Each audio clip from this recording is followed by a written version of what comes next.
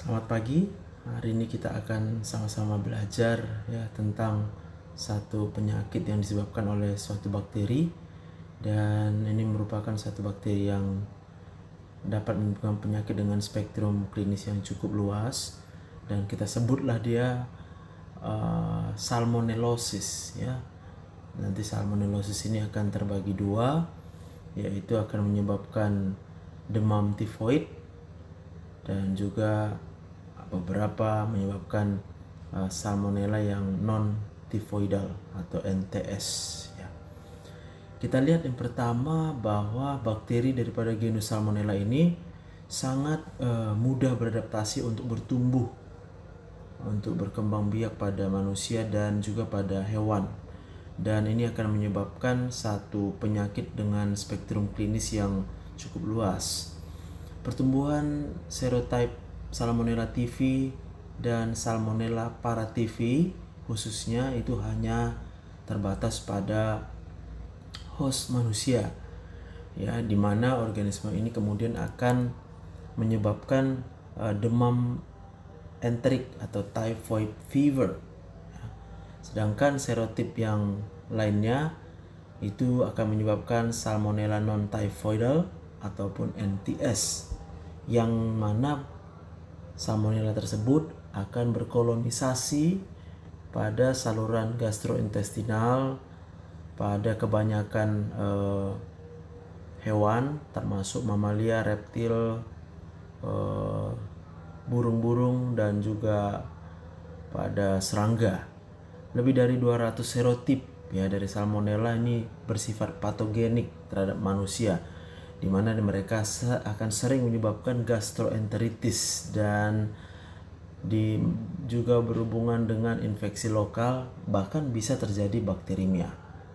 Secara etiologi, genus dari famili Enterobacteriaceae ini merupakan suatu gram negatif basil ya, terdiri dari dua spesies, Salmonella enterica yang mana memiliki 6 subspesies dan Salmonella bongori.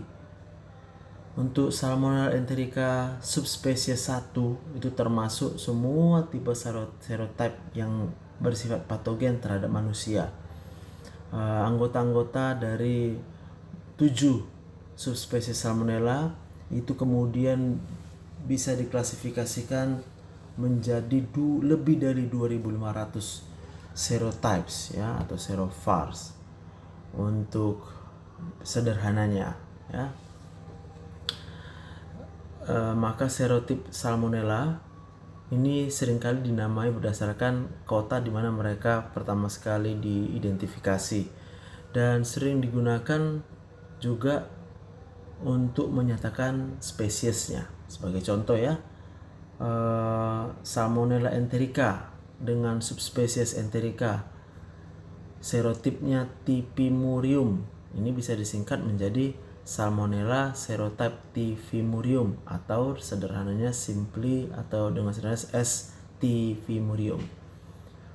Untuk serotipenya ini bisa dibedakan berdasarkan antigen ya yang ada pada bakteri. Ada yang disebut dengan antigen somatik O. Ini merupakan komponen lipopolisakarida yang ada pada dinding bakteri. Kemudian ada antigen permukaan VI atau V ya, ini yang hanya ada pada Salmonella typhi dan Salmonella paratyphi C.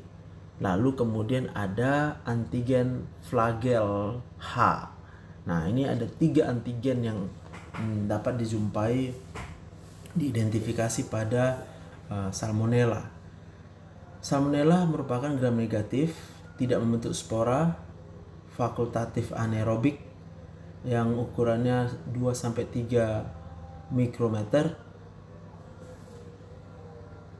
Identifikasi Salmonella pada mikrobiologi klinis di laboratorium ini berdasarkan karakteristik pertumbuhannya.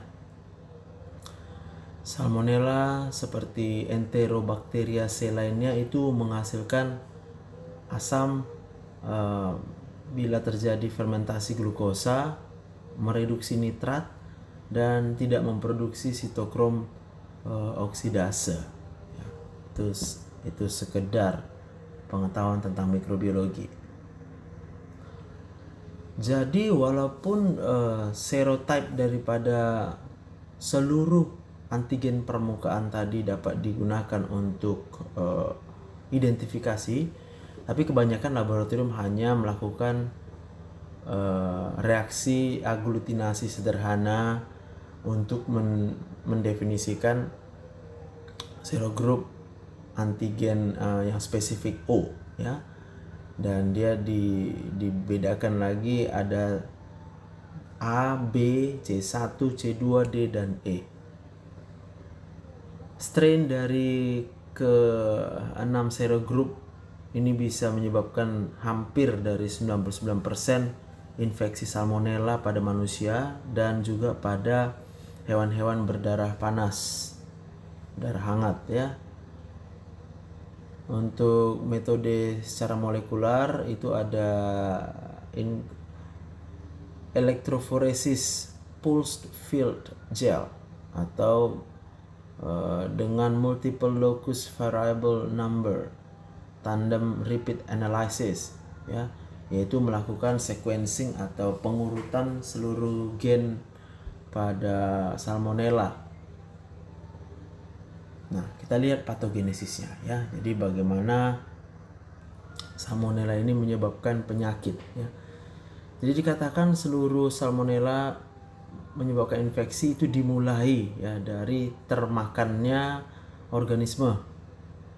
Paling sering dari makanan atau minuman yang terkontaminasi dengan dosis atau jumlah bakteri yang tertelan itu bisa 200 CFU sampai dengan 1 juta CFU, dan ini dosisnya menjadi penentu yang penting terhadap periode inkubasi dan keparahan penyakit.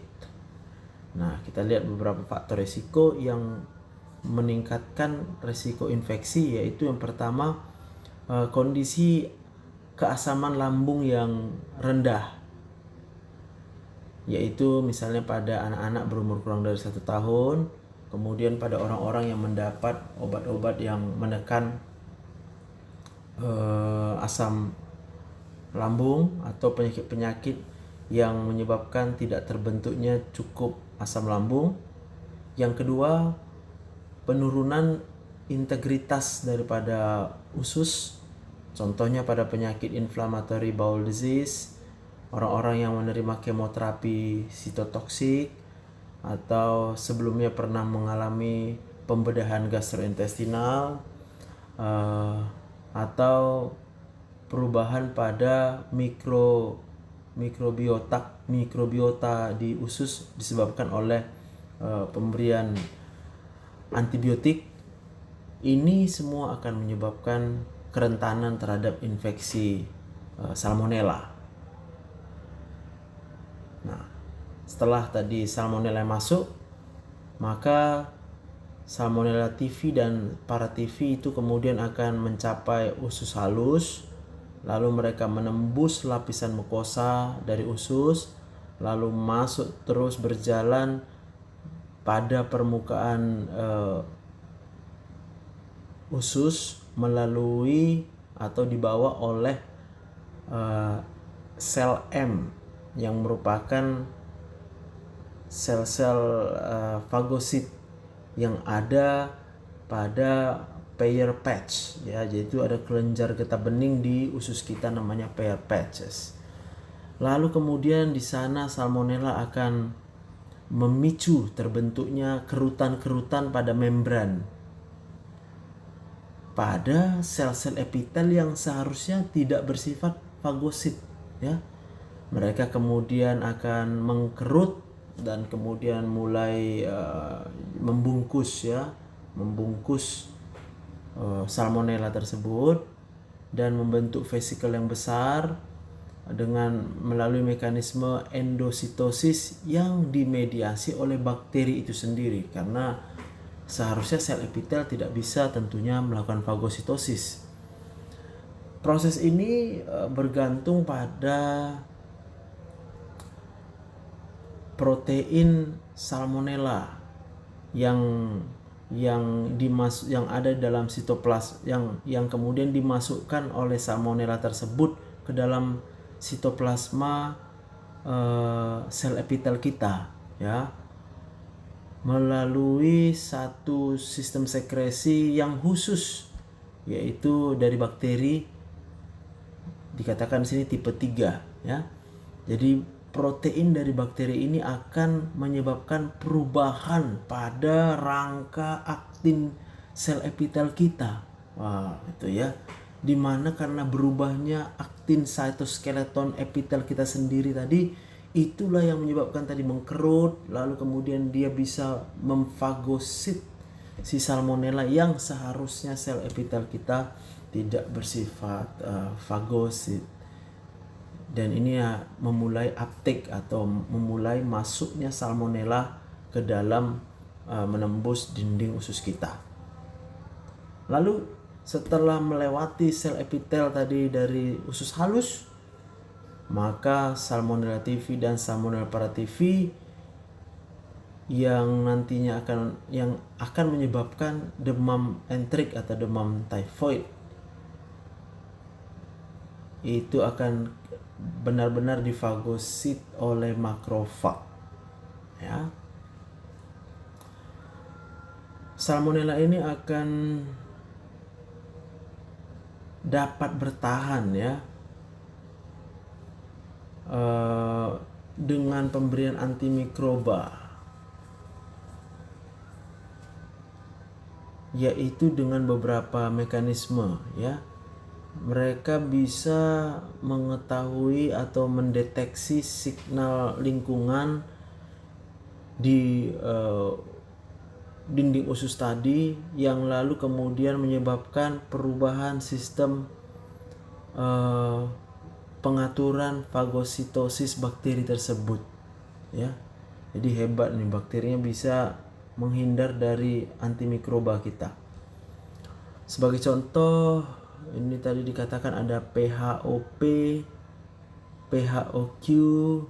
Ini merupakan nama, ya, nama sistem regulatori pada Salmonella. Yang mana nih dia dapat memicu perubahan lapisan luar dari Salmonella itu sendiri, yaitu dengan meningkatkan sintesa dan transport dari protein membran sebelah luar yang berbeda, kemudian lipopolisakarida, kemudian gliserofosfolipid, sehingga permukaan bakteri tersebut akan mengalami perubahan dan bisa tahan terhadap aktivitas mikrobisidal. Dan kemudian secara benar-benar dia bisa memiliki potensi untuk mengubah sistem signal pada sel tubuh manusia, ya. Sebagai tambahan, Salmonella juga bisa menyebabkan memiliki, ya, sekresi tipe yang kedua, yang tipe 3, yang kemudian bisa mengeluarkan protein bakteri melewati membran fagosom masuk ke dalam sitoplasma makrofag kita. Jadi dia bisa masukkan protein dia, di mana fungsinya, gunanya dia melakukan itu adalah untuk mengubah, ya, vakuola-vakuola yang ada di dalam makrofag kita, sehingga nanti bakterinya sekalipun dia difagositosis itu bisa tetap bertahan hidup, bahkan bisa terjadi replikasi, ya. Nah, setelah tadi sudah difagosit, maka Salmonella typhoid akan mulai menyebar ke seluruh tubuh, dibawa oleh makrofag melalui saluran limfatik, lalu kemudian berkolonisasi pada jaringan-jaringan retikuloendotelial Itu bisa di hati, di limpa, di kelenjar getah bening, bahkan di dalam sumsum tulang. Pasien-pasien ini pada saat ini akan mengalami sedikit saja gejala atau bahkan tanpa tanda dan gejala selama masa inkubasi awal, ya. Sedangkan untuk tanda dan gejala yang termasuk demam dan nyeri perut, ini kemungkinan disebabkan oleh terjadinya sekresi sitokain oleh makrofag kita, dan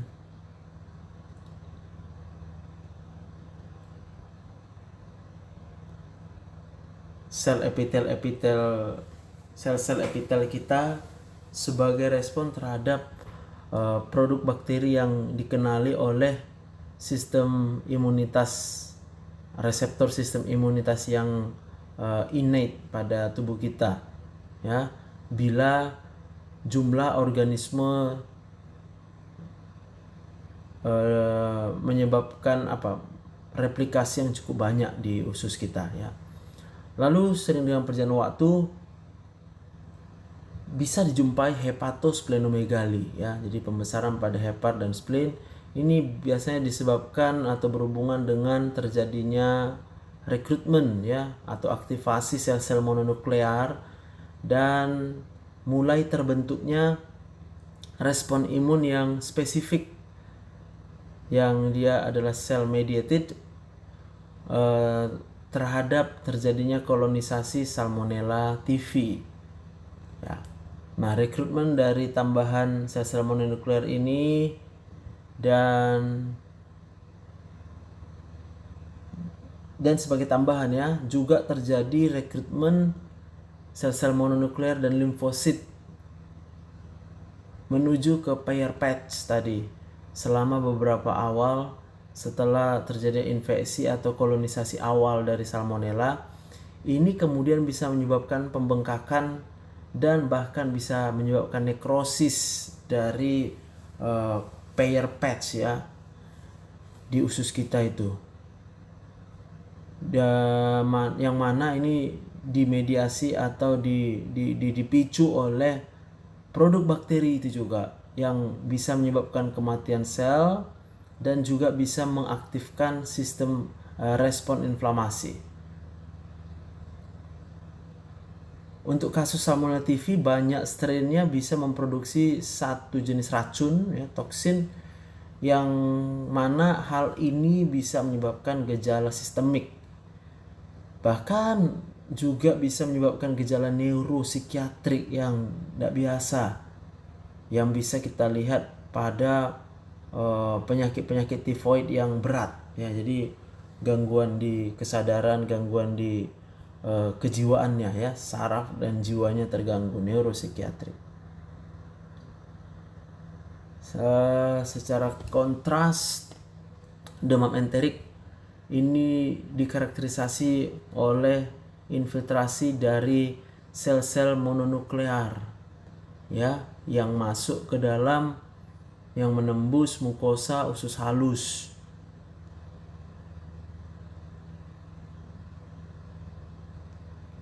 Maka NTS yang non-typhoidal gastroenteritis ini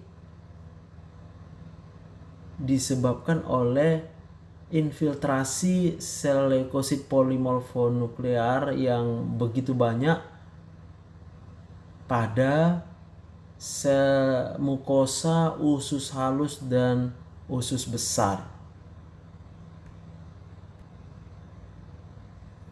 Nah, jadi selain yang enteric fever tadi, ini kan ada non-typhoidal salmonellosis gastroenteritis, ya. Bedanya dia adalah kalau dia dengan typhoid atau enteric fever, yang terjadi adalah infiltrasi sel mononuklear ke dalam mukosa usus halus. Sedangkan untuk yang non-typhoidal salmonellosis gastroenteritis itu terjadi infiltrasi leukosit polimorfonuklear yang masif pada usus halus, sekalian juga pada mukosa usus besar, ya. Respon ini dikatakan disebabkan oleh induksi dari interleukin 8, ya, suatu kemotaktik factor yang bisa menarik neutrofil yang cukup kuat, ya, yang mana interleukin 8 ini disekresi oleh sel-sel di usus kita oleh karena kolonisasi salmonella yang non tifoidal dan translokasi dari protein bakteri tersebut ke dalam sitoplasma sel tubuh di manusia. Terjadi degranulasi dan pelepasan zat-zat toksik oleh neutrofil kita manusia. Ini kemudian akan menyebabkan kerusakan pada mukosa intestinal yang akan menyebabkan diare inflamasi yang bisa dijumpai pada gastroenteritis yang non typhoidal. Ya, sebagai tambahan, adanya faktor yang penting bahwa NTS ini bisa bertahan di dalam saluran intestinal oleh karena dia mampu berkompetisi ya dengan flora endogen kita manusia dan mampu untuk memakai tetraionate compound containing sulfur containing, ya. Jadi adanya molekul atau senyawa tetraionat yang berisi sulfur untuk metabolismenya dalam lingkungan yang mikroaerofilik, ya, dimana dikatakan bahwa inflamasi atau peradangan pada intestinal itu akan menyebabkan terbentuknya zat tetraionat tadi dari tiosulfat yang diproduksi oleh sel epitel kita oleh karena terjadi inflamasi yang kemudian akan membentuk reaktif oksigen spesies. Nah, kita lanjutkan untuk klinis yang pertama, yaitu enteric atau typhoid fever, ya. Jadi enteric atau typhoid fever ini adalah satu infeksi penyakit yang sistemik, jadi seluruh tubuh dengan karakteristiknya adanya demam dan nyeri pada abdomen disebabkan oleh penyebaran Salmonella typhi dan Salmonella paratyphi. Pada awalnya disebut dia dengan typhoid fever oleh karena gejala klinisnya sama dengan tifus. Di awal tahun 1800-an, demam tifoid itu secara jelas didefinisikan secara patologik suatu penyakit yang unik, ya, dimana yang unik itu adalah dijumpai pembengkakan Peyer's patch dan kelenjar getah bening pada mesenterik. Pada tahun 1869, oleh karena tempat anatomik dari infeksinya, maka disebutlah dia demam usus atau enteric fever untuk kemudian membedakan dengan typhoid fever dari tipus, ya. Tapi hari-hari ini istilah typhoid fever dan tipus itu bisa digunakan secara bersamaan karena dia sama, ya. Baik, secara epidemiologi ini terjadi di seluruh dunia tentunya, ya.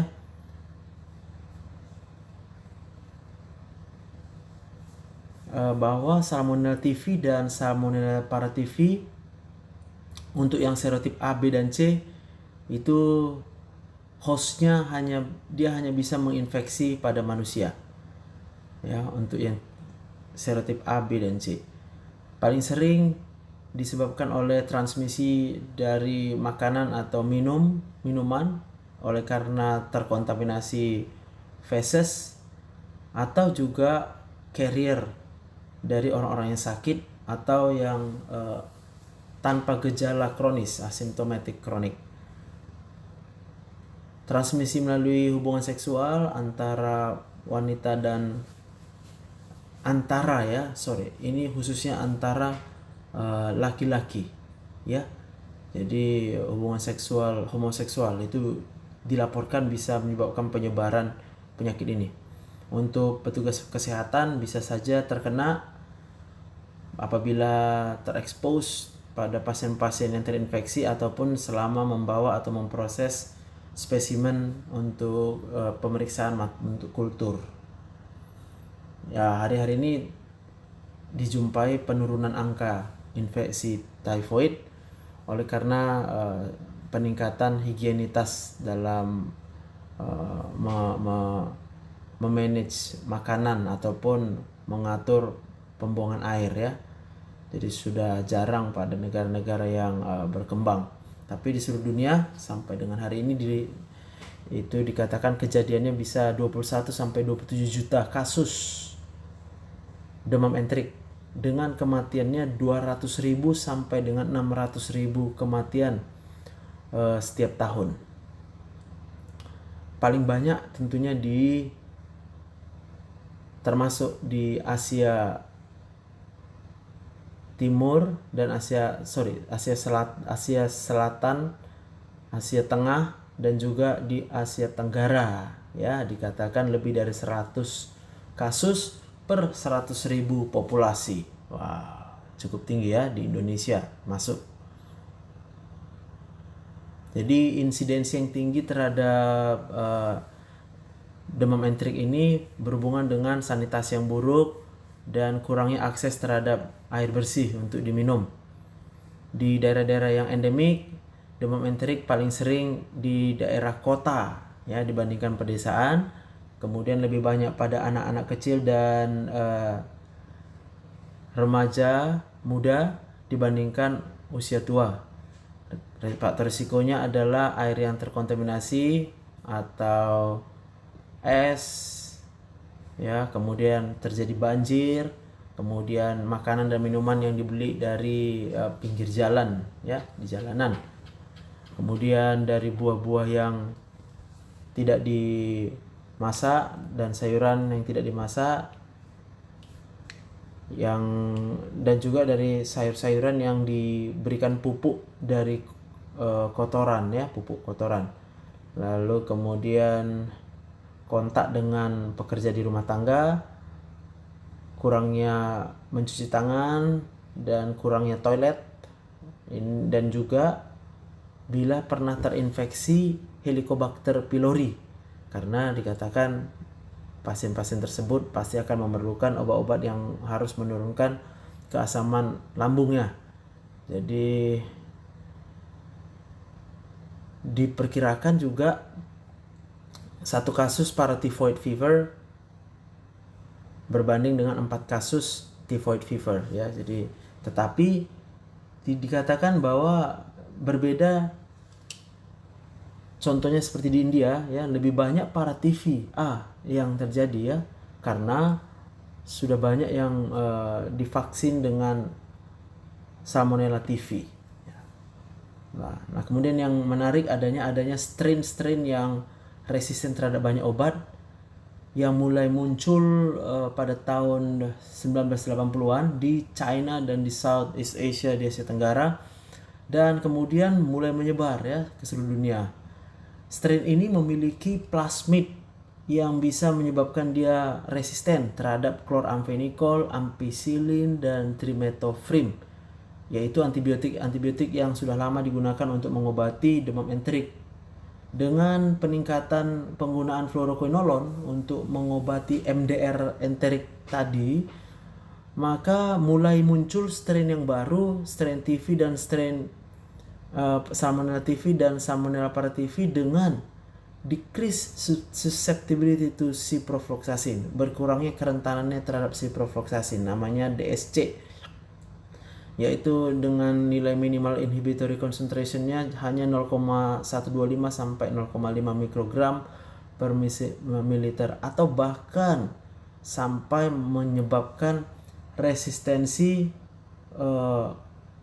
ciprofloxacin ya. Yang ini sudah mulai dijumpai di India ya, dan telah menyebar melalui migrasi manusia ke daerah Asia Selatan dan sekarang ke daerah timur dan selatan dari Afrika. Ya, strain ini menunjukkan adanya klon H58 ya, yang menyebabkan kegagalan treatment pengobatan dengan menggunakan quinolone ya. Jadi diperiksa ya bakterinya dengan diuji dengan quinolonalidixic acid yang generasi 1 itu dinyatakan banyak ya, tapi tidak semua strain yang menurun susceptibilitasnya, kerentanannya terhadap ciprofloxacin, dan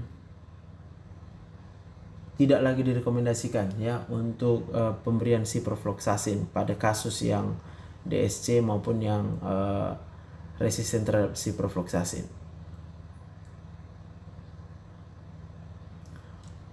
Strain yang Salmonella typhi dan Salmonella paratyphi yang bisa memproduksi beta laktamase spektrum luas juga sudah mulai muncul ya, khususnya di India dan di Nepal. Kira-kira 300 kasus dari tifoid dan 150 kasus paratifoid itu dilaporkan setiap tahun di Amerika. Dari 3.499 kasus Salmonella typhi, yaitu yang menyebabkan enteric fever, yang dilaporkan oleh CDC mulai tahun 99 sampai 2010 ya, itu dikatakan 82% berhubungan dengan baru melakukan perjalanan internasional, paling sering ke India, Pakistan, Bangladesh, dan paling banyak terjadi pada usia muda sampai dengan dewasa pertengahan. Dan hanya 6% dari pelaku perjalanan tersebut yang sudah menerima ya vaksin Salmonella typhi. Secara keseluruhan 15% Salmonella typhi yang diisolasi di Amerika Serikat itu resisten terhadap ampicillin, chloramphenicol, dan trimethoprim sulfamethoxazole atau TMP SMX, di mana 60% isolatnya itu menunjukkan adanya DSC ya respon yang menurun terhadap ciprofloxacin. Dan dikatakan yang mengalami DSC itu adalah orang-orang yang melakukan perjalanan ke daerah India.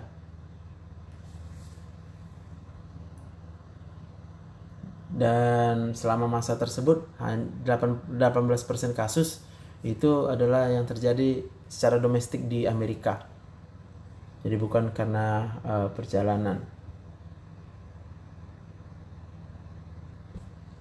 Nah, mari kita lanjutkan dengan perjalanan klinisnya ya. Jadi demam enterik sebenarnya istilah yang kurang tepat ya, karena gambaran klinisnya adalah demam dan nyeri abdomen, tapi terjadinya bervariasi. Dikatakan demam itu dicatat terjadi pada lebih dari 75% kasus, sedangkan nyeri abdomen hanya dilaporkan pada 30-40% kasus. Sehingga kita harus mencurigai kemungkinan terjadinya infeksi sistemik yang fatal bila kita menemui pasien dengan demam disertai dengan riwayat baru pulang dari perjalanan dari negara yang berkembang.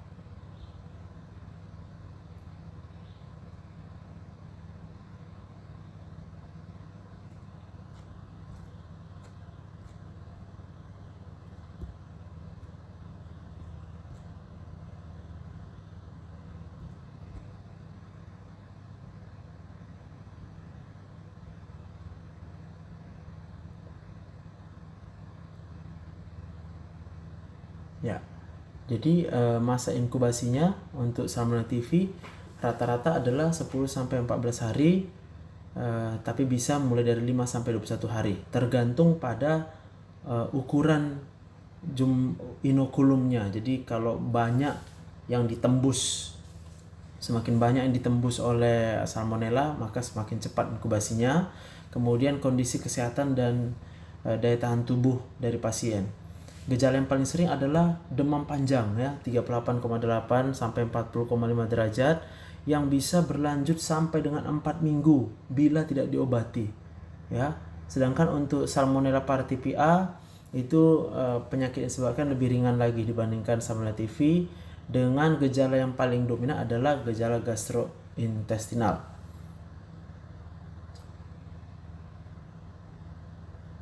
Tapi dari satu studi prospektif dari 669 kasus demam entrik ya di Kathmandu, Nepal, ditemukan bahwa infeksi-infeksi yang disebabkan oleh organisme Paratyphi A ini sulit dibedakan ya, dimana pada kasus ini dilaporkan adanya gejala sakit kepala, menggigil, batuk, berkeringat, sakit pada otot, malaise, sakit pada sendi. Untuk gejala gastrointestinalnya termasuk anoreksia, tidak mau makan, kemudian nyeri perut, mual, muntah, diare, dan lebih sering mengalami konstipasi ya. Untuk pemeriksaan fisiknya itu kita bisa menjumpai lidah yang putih ya, tertutup, yang kotor. Kemudian splenomegali dan juga nyeri pada abdomen. Untuk pemeriksaan fisik pada tahap awal itu kita bisa menjumpai ras ya, yaitu perubahan pada permukaan kulit berupa namanya rose spot. Ini ada gambarnya tadi. Rose spot. Kehilangan gambarnya nih. Nah, ini dia rose spot ya. Ini rose spot. Yang merah-merah ini namanya rose spot. Jadi ras yang spesifik terhadap infeksi enteric fever oleh karena Salmonella typhi atau Salmonella Paratyphi.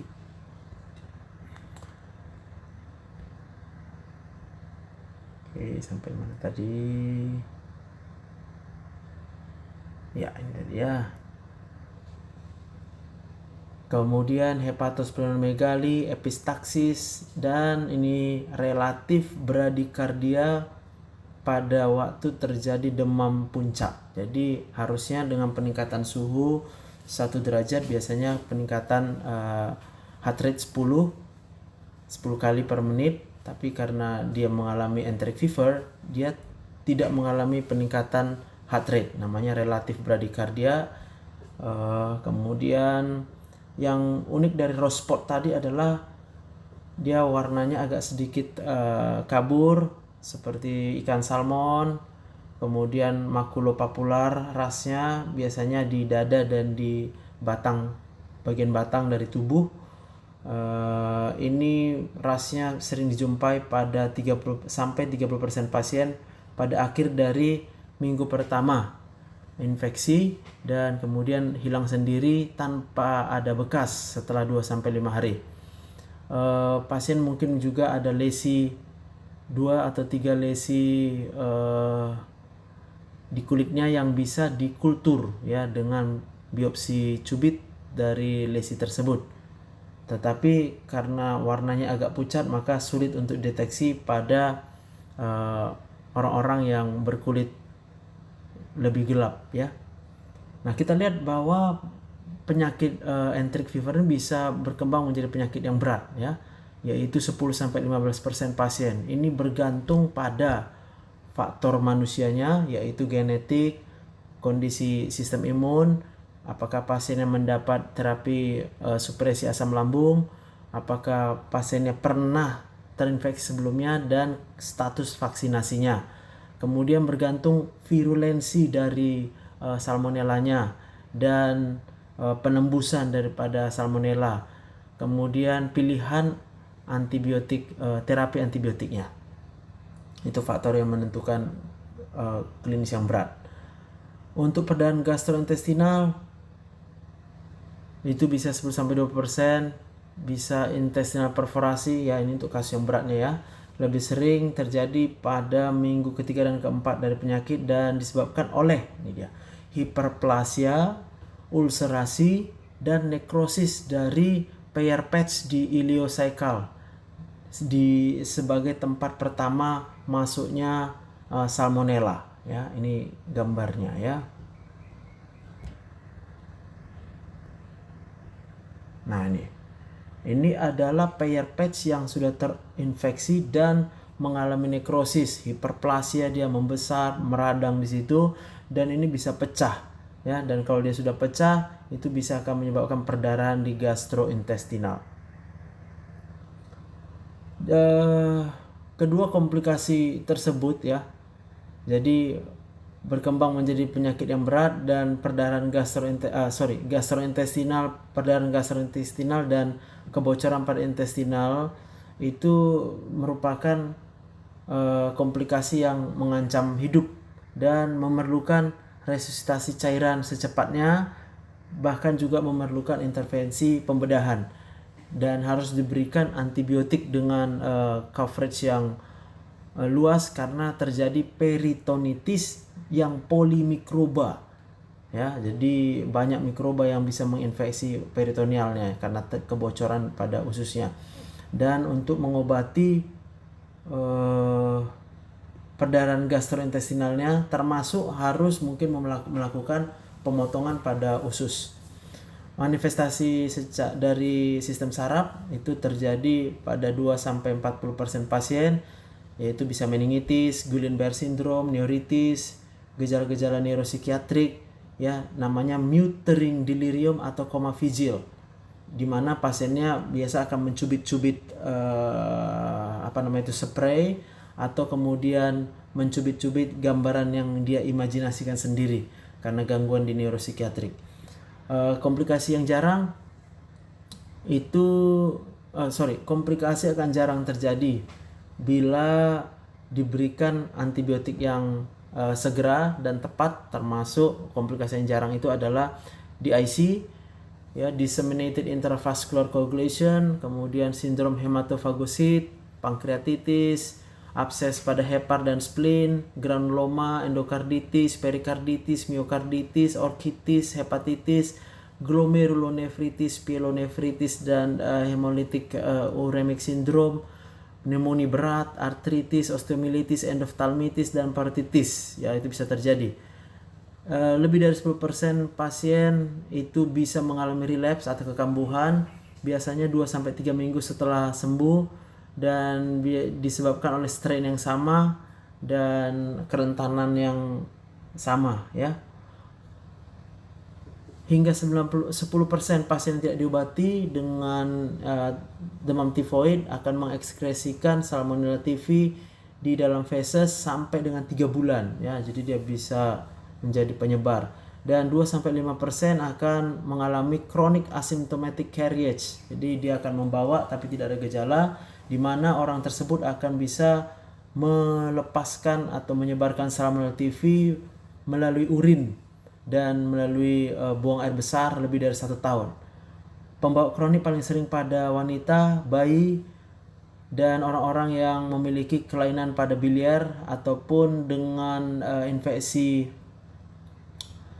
infeksi pada bladder oleh Schistosoma hematobium, ya, di mana Salmonella typhi dan Salmonella lainnya itu bisa beradaptasi dan bertahan di dalam gallbladder, di dalam kantong empedunya, karena dia bisa membentuk biofilm pada batu-batu empedu dan kemudian menginfeksi sel epitel pada gallbladder.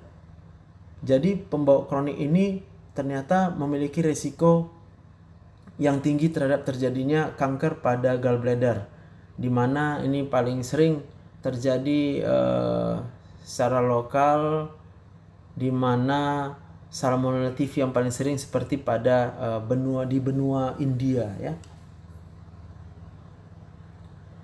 Untuk diagnosa, oleh karena presentasi klinis dari demam enterik itu biasanya tidak terlalu spesifik, ya, maka diagnosa harus kita pertimbangkan pada seluruh pelaku perjalanan yang mengalami demam yang baru kembali dari negara yang berkembang, ya, khususnya di India, Filipina, Amerika Latin, ya.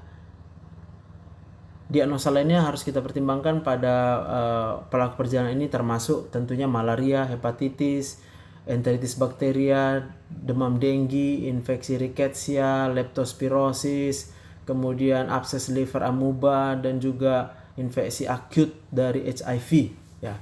Itu dia. Kecuali adanya kultur yang positif, tidak ada pemeriksaan laboratorium lain yang spesifik ya. Jadi no specific laboratory test. Kecuali kita sudah menemukan kultur yang positif untuk mendiagnosa enteric fever. Pada 15-25% kasus dijumpai leukopenia dan neutropenia ya. Leukositosis lebih sering pada anak-anak pada 10 hari pertama penyakit dan pada kasus dengan perforasi intestinal ya, ataupun pada orang-orang yang mengalami infeksi sekunder. Nah, itu baru dia mengalami leukositosis. Pemeriksaan laboratorium yang non-spesifik lainnya termasuk adalah pemeriksaan liver function test, ya, jadi SGOT, SGPT, dan konsentrasi enzim otot. Untuk diagnosa pasti enteric fever itu maka kita harus isolasi ya. Isolasi Salmonella typhi dan Salmonella paratyphi dari darah bisa, dari sumsum tulang bisa, atau dari lokasi steril lainnya bisa, dari rose spotnya tadi bisa, dari kotoran buang air besar bisa, dari secret intestine, dari sekresi di usus juga bisa. Jadi kultur darah yang sensitif itu hanya 40-80%, mungkin karena penggunaan antibiotik yang cukup tinggi pada daerah endemik dan jumlah Salmonella typhi yang sedikit di dalam darah ya. Karena hampir semua Salmonella typhi yang ada di darah itu berdekatan ya, berhubungan dengan sel mononuklear atau fraksi trombosit ya. Dan ketika dilakukan sentrifugasi pada darahnya dan dikultur pada lapisan bavicotnya, itu kemudian dapat mengurangi kemungkinan kita untuk bisa mengisolasi salmonella dari darah ya. Kultur dari bone marrow, sumsum tulang, nah, ini lumayan ya, lebih dari 80% sensitif dan tidak seperti kultur darah tadi yang kurang sensitif ya. Dan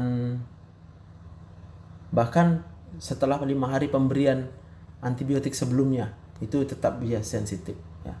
Kultur dari secret intestine itu paling baik dengan non-invasive duodenal string test ya, itu nama tesnya. Untuk mengambil sampelnya bisa positif sekalipun bone marrow-nya negatif hasil kulturnya.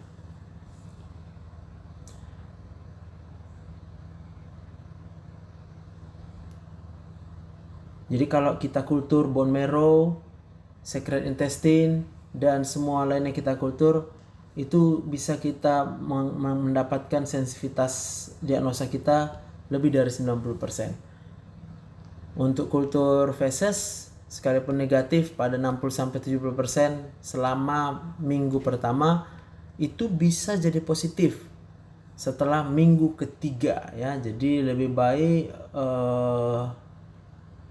kita melakukan kultur dari feses setelah minggu ketiga, tapi jangan pernah diobati dengan antibiotik sebelumnya. Nah, tentu ini adalah hal yang sulit ya untuk kalau kita mau lakukan. Nah, saat ini ada serologic test namanya Widal, yaitu dengan febrile agglutinin ya. Ini sederhana, murah dan cepat, tapi sensitivitas dan spesifitasnya cukup rendah, khususnya pada daerah-daerah endemik ya. Jadi dia bisa mendeteksi antibodi tubuh kita terhadap protein membran luar dari salmonella ya, atau terhadap VI atau terhadap O ya. Jadi ada 9 antigen yang bisa dideteksi dari Salmonella typhi dan mereka ya cukup sensitif dan spesifik, tetapi terbatas penggunaannya di negara-negara yang berkembang. Saat ini sedang dikembangkan pemeriksaan yang lebih sensitif dan spesifik terhadap DNA Salmonella ya, yang bisa diambil dari darah, tetapi belum bisa kita untuk mendeteksi resistensi terhadap antibiotik karena itu harus dilakukan kultur dan masih belum bisa dilakukan di banyak area terutama pada area-area yang endemik. Nah, bagian terakhir kita lihat untuk pengobatannya. Jadi yang paling utama adalah semakin kita bisa memberikan antibiotik dengan segera, tapi harus dengan yang tepat tentunya, itu bisa mencegah komplikasi yang berat dan mengurangi kasus fatal ya hingga kurang dari 1%. Untuk pengobatan demam tifoid yang sensitif, maka fluoroquinolone ya adalah pilihan yang paling efektif ya, yaitu dengan ciprofloxacin. Nah, kita lihat di sini ada tabel terapi antibiotik untuk demam enterik pada orang dewasa ya, yaitu yang pertama terapi empiriknya kita bisa berikan ceftriaxone dan azithromycin. Ceftriaxone-nya 2 gram per hari selama 10 sampai 14 hari. Sedangkan kalau azithromycin 1 gram per hari secara oral itu cukup dengan 5 hari saja ya. Nah, kita lihat yang sekarang lagi tren yaitu pada terapi COVID-19 ya. Azithromycin masuk di situ dan pengobatannya adalah untuk 5 hari. Untuk yang setelah diketahui hasil kultur, maka ada 2 pengobatan, bukan hasil kultur, yang kita menganggap susceptible atau bisa ya diatasi dengan antibiotik. Ada 2 pilihan, optimal treatment ataupun alternative treatment. Untuk yang optimal treatment, kita bisa berikan ciprofloxacin 500 mg 2 kali sehari per oral ataupun 400 mg per 12 jam intravena selama juga 5 sampai 7 hari. Dan azithromycin tetap masuk per hari selama 5 hari untuk optimal. Untuk yang alternatifnya amoxicillin 1 gram 3 kali per hari per oral atau 2 gram per 6 jam secara intravena selama 14 hari. Wah, ini makin lama dia ya. Untuk chloramphenicol 25 mg per kilogram 3 kali sehari per oral ataupun intravena juga selama 14 sampai 21 hari. Untuk trimetoprim sulfamethoxazole itu 160 per 800 2 kali sehari per oral 7 sampai 14 hari. Ya, jadi kita lihat di sini yang alternatifnya itu ya. Untuk yang kita anggap multi drug resistant, maka ada 2 pilihan, optimal atau alternatif. Yang optimal dengan ceftriaxone 2 gram per hari ya. 2 gram per hari. Kalau tadi yang di atas ceftriaxone-nya juga 2 gram per hari selama tetap 10 sampai 14 hari. Kemudian azithromycin kita berikan 1 gram per hari selama 5 hari. Atau alternatifnya adalah ciprofloxacin dengan oral 2 kali 500 selama 5 sampai 14 hari. Dan untuk yang resisten terhadap quinolone kita berikan yang optimal dan alternatif. Kalau optimalnya adalah tetap ceftriaxone ya. Jadi ceftriaxone saya lihat ini pilihan pertama ya selama 10 sampai 14 hari. Dan azithromycin juga masuk di situ. Pilihannya 1 gram per hari selama cukup 5 hari saja. Jadi pertanyaannya apakah kita akan memberikan yang oral ya untuk nanti dia misalnya setelah bisa mendapat obat oral, pilihannya adalah 2 azithromycin selama 5 hari atau ciprofloxacin selama 5 sampai 14 hari. Jadi kemungkinan belum ada respon di hari kelima. Baik, demikian untuk Salmonella typhoid fever atau enteric fever. Terima kasih untuk boleh belajar bersama. tetap semangat, tetap bergembira ya, karena itu adalah modal kita untuk bisa bertahan, khususnya di masa-masa pandemi seperti sekarang ini, pandemi COVID-19. Terima kasih, Tuhan Yesus memberkati.